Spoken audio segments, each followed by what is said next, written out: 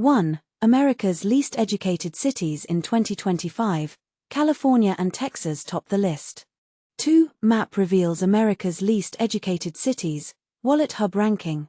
3. Top 10 most educated cities in America, surprising rankings revealed. 4. Top 10 most educated metro areas in the U.S. 2025, NC leads, Asheville ranks 28th. 5. Providence ranks 95th in U.S. education, shocking study breakdown. 1. America's least educated cities in 2025, California and Texas top the list.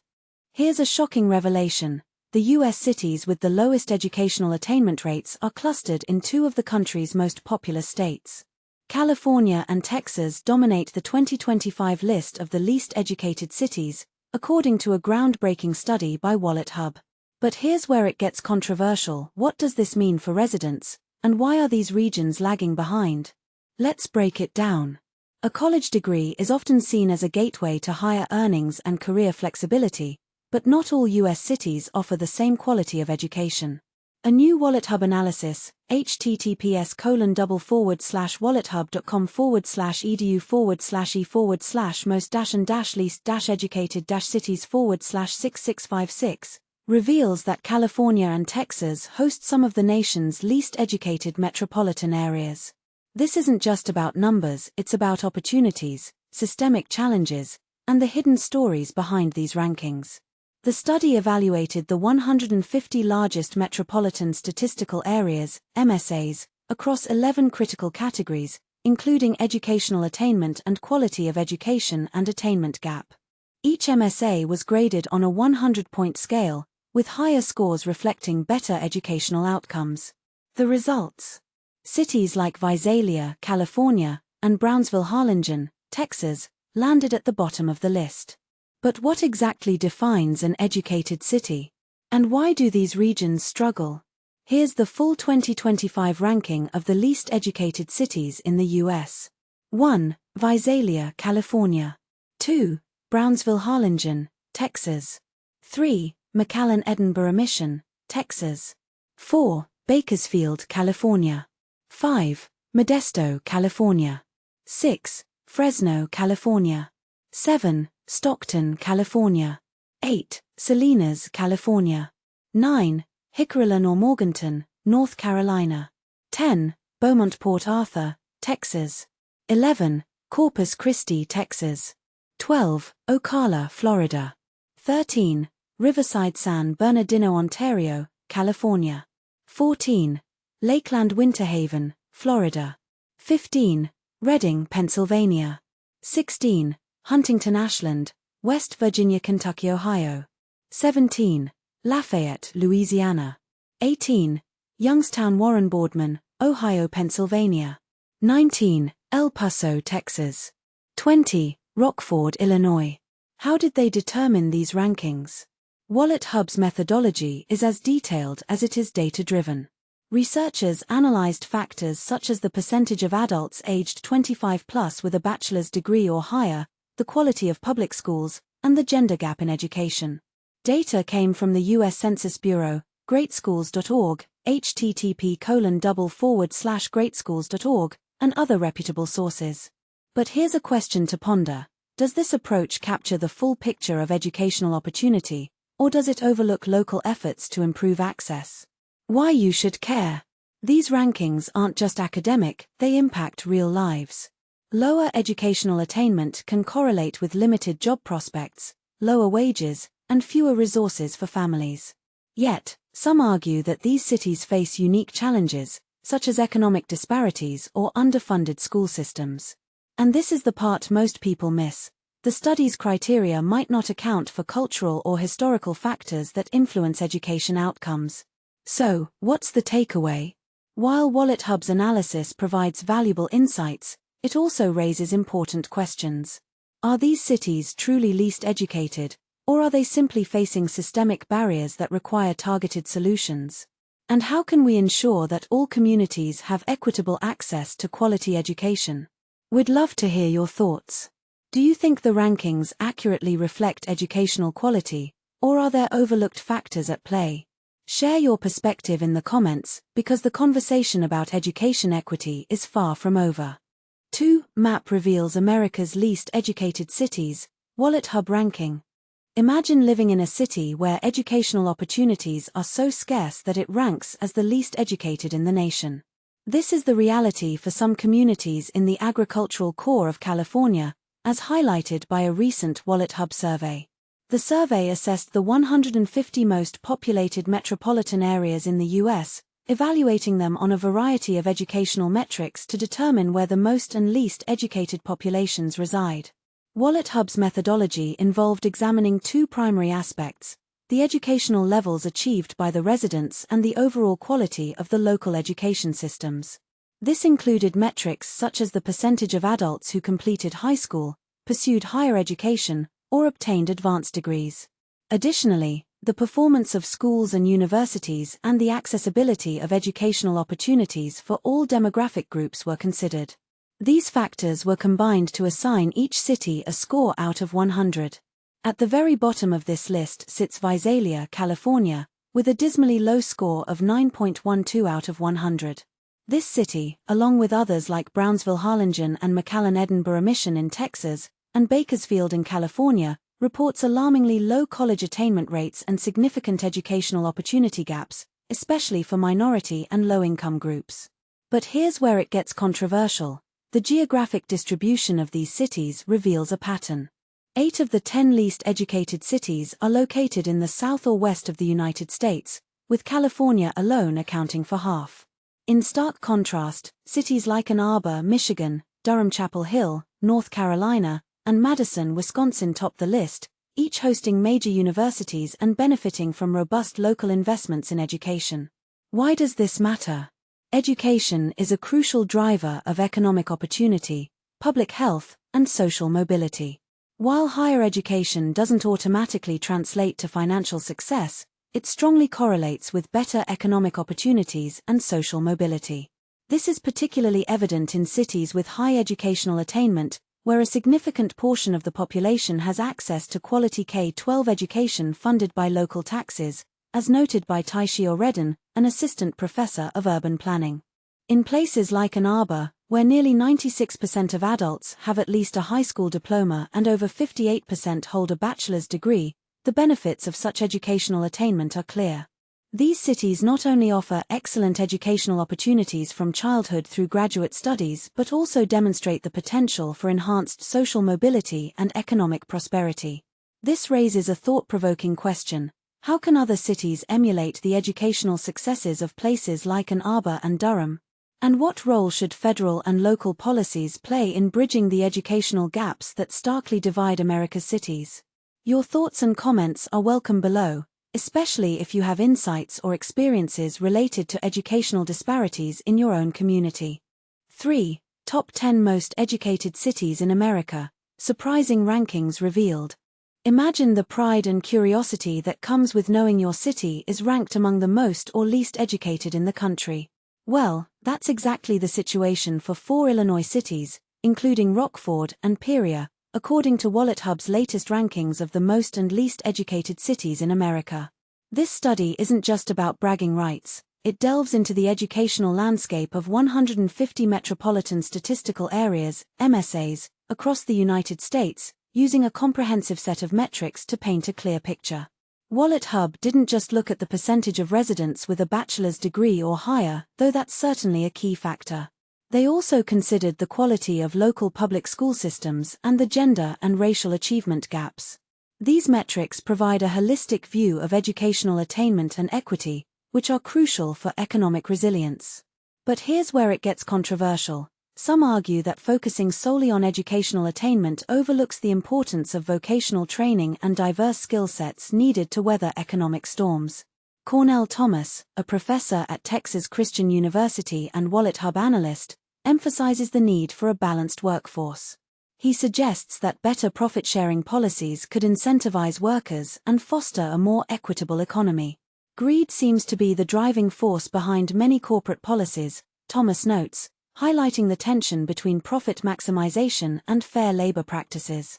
This raises a critical question. Are our current educational and economic systems designed to uplift everyone, or do they primarily benefit those at the top? Now, let's dive into the rankings. Illinois has a mixed bag of results. Chicago-Naperville-Elgin comes in at a respectable 33rd place, while Peoria lands at 89th. Davenport-Moline-Rock Island is further down the list at 106th, and Rockford sits at 131st. Rockford, for instance, is sandwiched between Flint, Michigan, and Biloxi, Mississippi, but manages to edge out El Paso, Texas, and Youngstown, Ohio. Peoria, on the other hand, falls between Cleveland, Ohio, and Oklahoma City, Oklahoma, but outranks Knoxville, Tennessee, and Springfield, Missouri. And this is the part most people miss. The rankings aren't just about bragging rights, they reflect the broader socio-economic conditions of these regions. For example, Madison, Wisconsin, home to the University of Wisconsin-Madison, is ranked 3rd, showcasing the impact of a strong educational institution on a city's ranking. Ann Arbor, Michigan, takes the top spot, boasting the highest share of bachelor's degree holders aged 25 and older, as well as a top-tier public school system. On the flip side, Visalia, California, is ranked last, with the lowest percentage of residents holding a bachelor's degree or higher.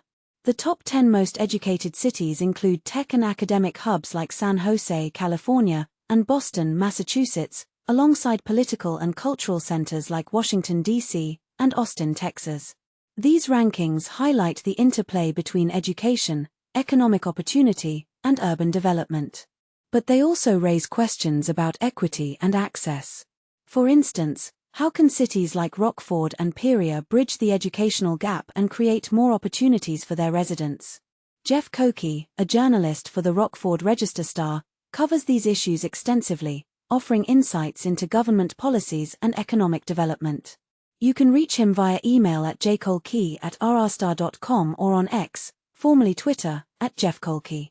So, what's your take?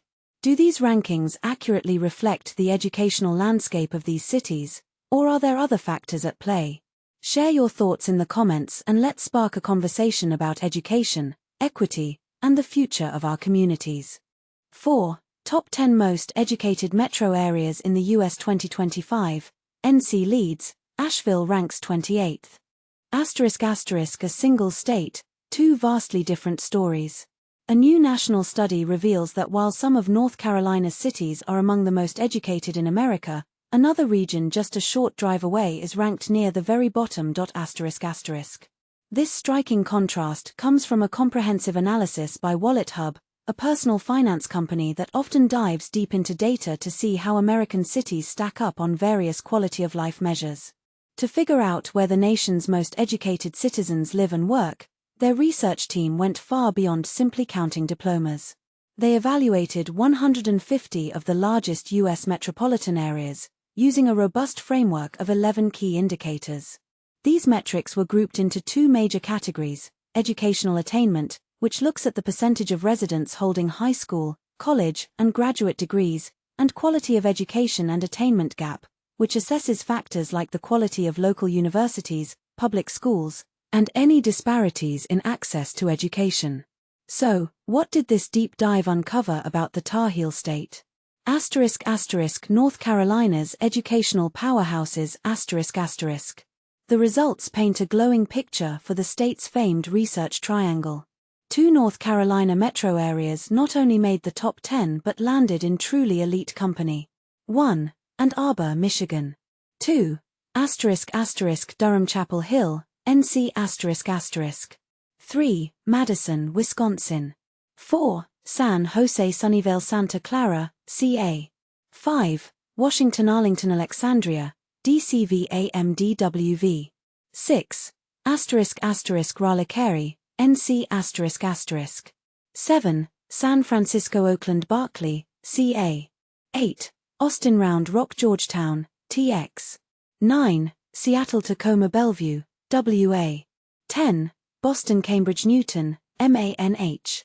Taking the silver medal at number 2, the Durham Chapel Hill area is a true beacon of higher learning. The data shows that an incredible 52% of its adult population, age 25 and up, holds at least a bachelor's degree.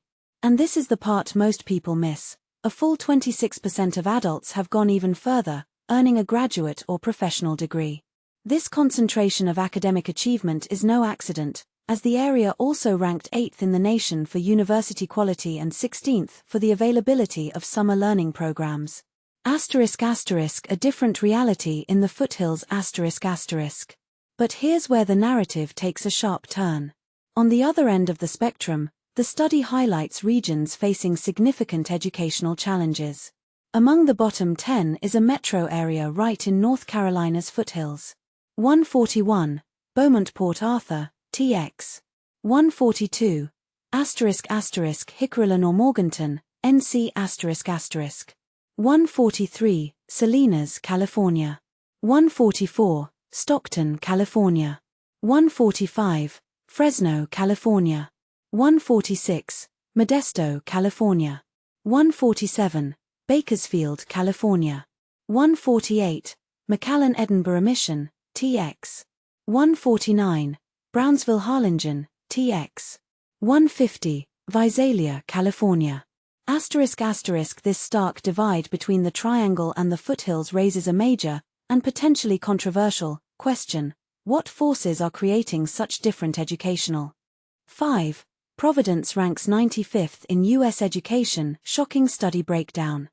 Providence's recent ranking as one of the least educated cities in the U.S. has sparked a heated debate about what this means for its future and whether the data tells the whole story.